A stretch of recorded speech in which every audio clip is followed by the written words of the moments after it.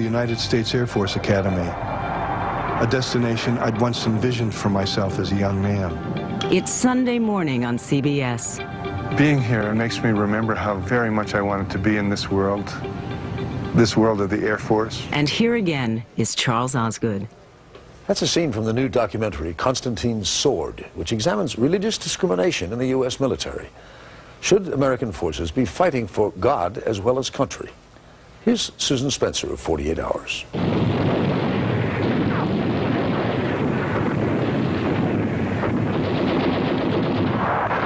When it comes to the role of religion in the military, a famous saying from World War II seems to sum things up. Nothing wrong with praying here. There are no atheists in foxholes. Immortalized in the 1942 film Wake Island, the line reinforces the idea that there is just nothing quite like bombs and bullets to convert a non-believer. Whoever decided that owes Jeremy Hall an apology. I did. I asked him, I says, this isn't fair, you can't do this. I was sent to Iraq for a 4-month tour, 4 or 5 months, and I came back to Fort Riley. I was there for about 1.5 years, and I deployed again, and I just got back in November. So you've been to Iraq twice? Yes, ma'am. Army Specialist Hall was a turret gunner. His Humvee came under fire. A bullet nearly killed him. But he didn't find God, and he wasn't looking. How would you define your religious beliefs? I'm an atheist. I just don't have any belief in the supernatural. Any forces, deities, luck, fate, destiny, but that's about it, really. It's very simple. And he says atheism has cost him. Have you not heard that the Lord is everlasting? After he refused to join in a prayer, he says he was ostracized and passed over for promotion. He sued the Army for discrimination. Then he was threatened. Word got out that you had filed a lawsuit. They found out who I was, and I had about 6 to 8 guys following me around in Qatar, and they were saying stuff like, atheist ass pirate, faggot, I'm gonna beat your ass. Things got so bad that the Army assigned him a full-time bodyguard. You needed protective measures because you were an atheist? That's what I boiled down to. I really don't like the fact that it did it that way, but that's what it came to, ma'am. Jeremy Hall's lawsuit is but the latest skirmish in the ongoing debate about whether the military has, in effect, become a Christian organization. This in a country that has "In God We Trust" on its currency, but separation of church and state in its constitution.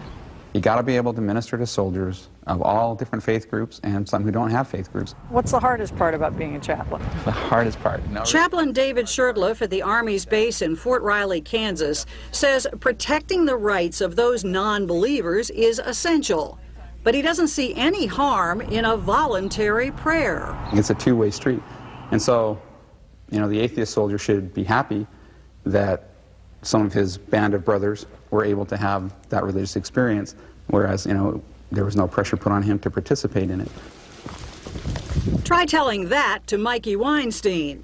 It's very hard to argue when we have the evidence, the clear evidence, that not just implicitly, but explicitly, that we're turning our American military into government-paid Christian missionaries.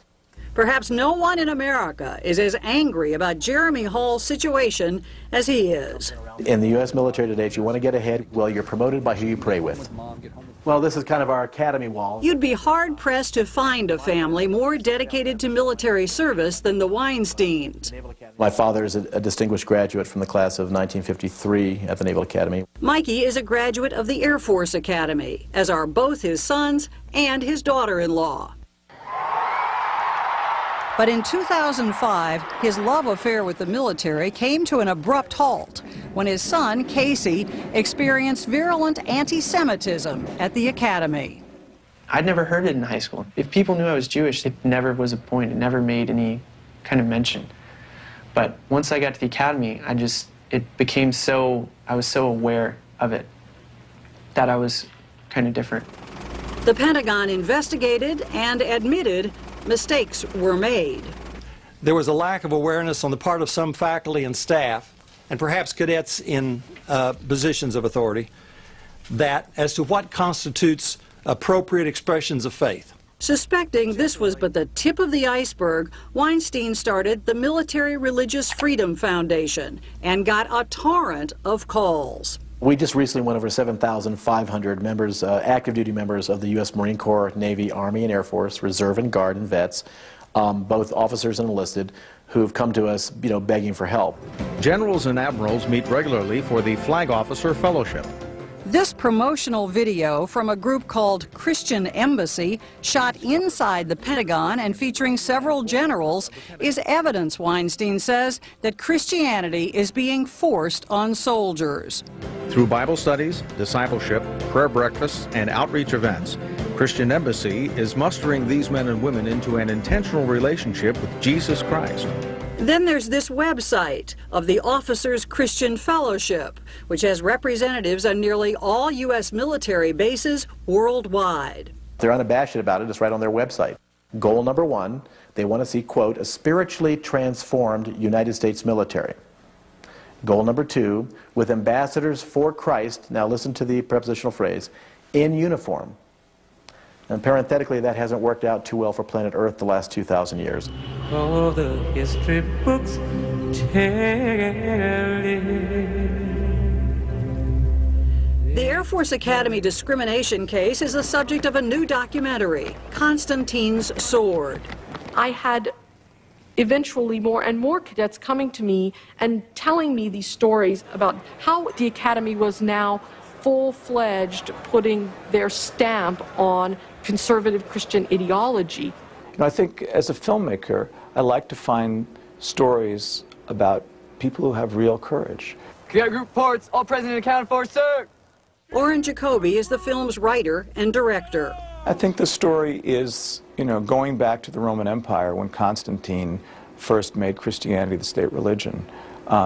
It's a very dangerous thing when military might and religious fervor come together. Down, down, USA! Down, because it inflames people. It inflames hatred of the other.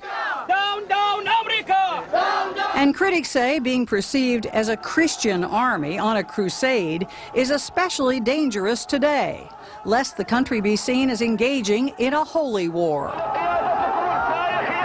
Deputy Defense Undersecretary Bill Carr, the military's point man on personnel, says religious freedom always is a balancing act. I think the important part for the military is to be inclusive. When it does gather together, if a prayer is offered, that prayer would not be faith-specific, naming, for example, Jesus Christ or Allah, but instead would lift the spirits of those that are present. There are over 25,000 Department of Defense leaders working in the He points out that the generals in that Christian Embassy video were told they were out of line. Our sin all washed away. Any evangelizing, he says, is strictly against the rules. Your firm belief is that Christianity is not pushed in the military. I believe it's not pushed in the military except in rare cases. Some people don't recognize that they've made an error. That's why we coach each other in the rules of the game, so that we respect each other and respect our traditions. That was not his experience, says Jeremy Hall, whose discrimination case is winding its way through the Kansas courts. Where does all this leave you as far as the military goes? I have about a year left in the military. I did plan to make a career out of it. I still love my country. I still love the service. But I don't believe you can continue to work for somebody who's infringed upon your rights.